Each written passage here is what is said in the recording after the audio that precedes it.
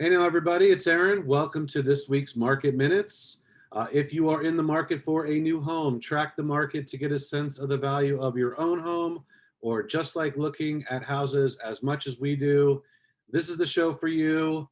Let's do this. All right, let's kick it off this week in Alta Vista. 9611 Montgomery Avenue is coming to market at $1,179,000. And oh my God, is this thing sexy? I want to light some candles and put on a little Marvin Gaye just looking at this house. The owners just finished a beautiful renovation on this home, completely opened it up, huge ceilings.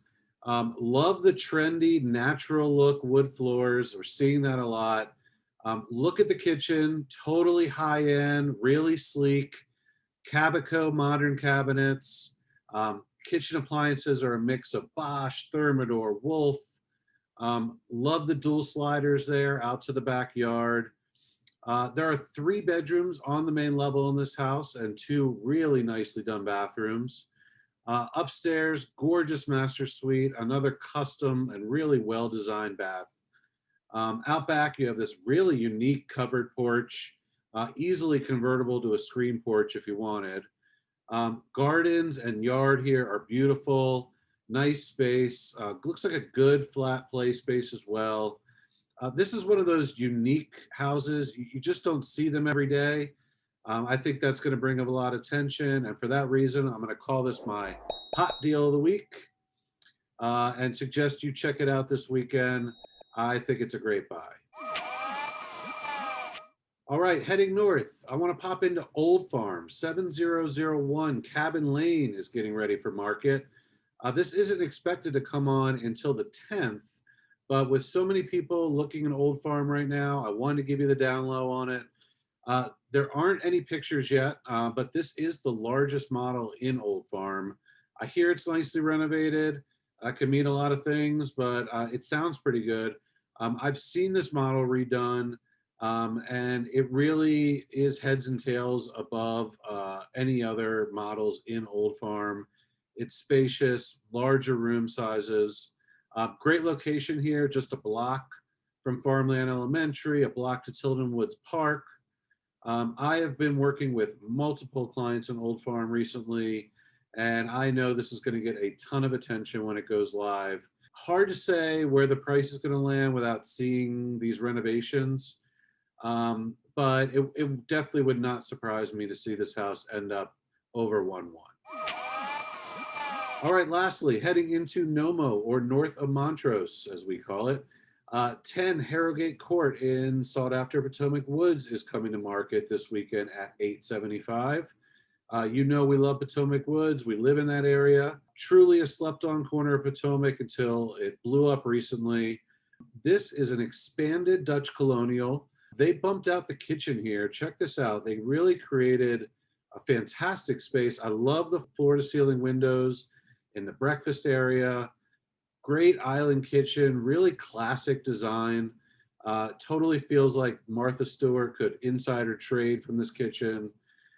Great open flow to the family room too, not something you always get in that neighborhood. They expanded the upstairs of this house as well. Huge master suite, vaulted ceiling, large bath. Bath finishes are a little bit older, but really great size. And then you have 3 additional bedrooms and 2 baths on this level.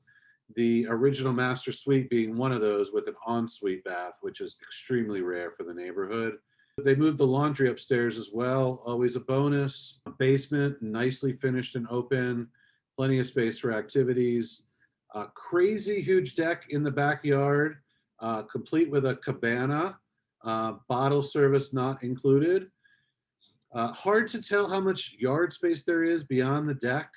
It's a continent-sized deck. You could certainly remove it and create more yard space if that was more your thing. I think this house definitely escalates. There have been 2 sales nearby recently between $900 and $950. I don't see how this doesn't go up to that level as well. All right, I'm going to throw this over to JT, who's going to give you guys an update on the market in general. JT, tell them what's going on. Thanks, Aaron. I do want to take this opportunity to stop for a second and thank everybody for all their feedback and support on our show that we're putting together. Aaron and I've had a great time doing it, and we hope you see the value in it. I also want to take a time out and talk about the 3 questions we get the most. How did we get here? Is this a bubble? And what happens next? Well, a lot of market experts are struggling to find scientific data to figure out how we got here. But what we strongly believe is it's strictly human behavior. Some experts are saying that inventory is low. Well, statistically, at least in our area, it's been basically the same for the last 3, 4, maybe even 5 years. Other experts are saying, well, interest rates are super low.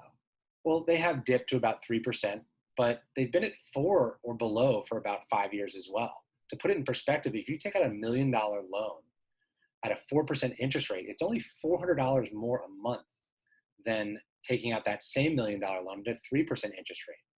That's a less than 10% savings, which doesn't really account for why some pockets are seeing more than a 20% appreciation in the last 18 months.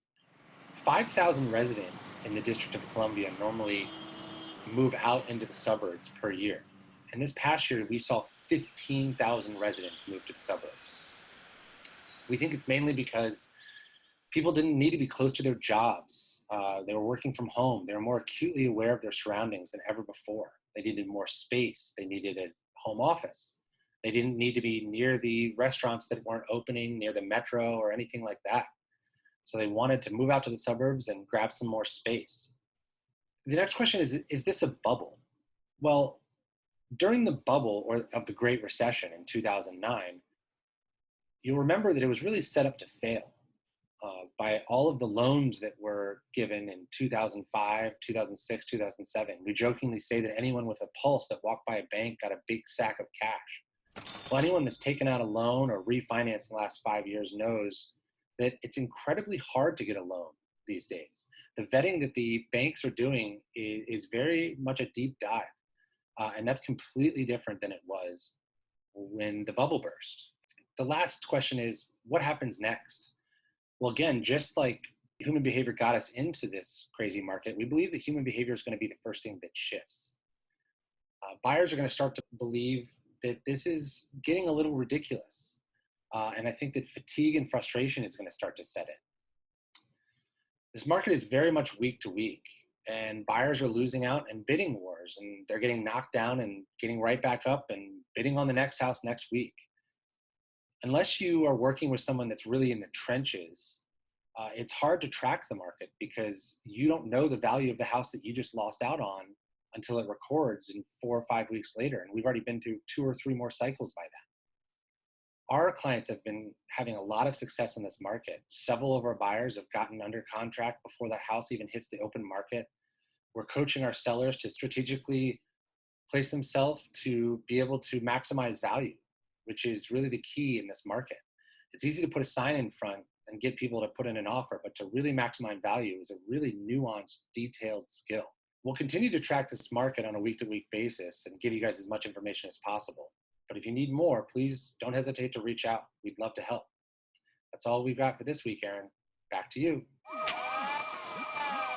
Hey, thanks for that update, JT. I'll give your mom a call and tell her that economics degree was put to good use. Thank you all for watching. Please give us a follow at Jeweler Burton on Facebook or Instagram. If you know anybody who's in the market and think could use our assistance, please connect us. We'd love to help. Have a great weekend, everybody. Later.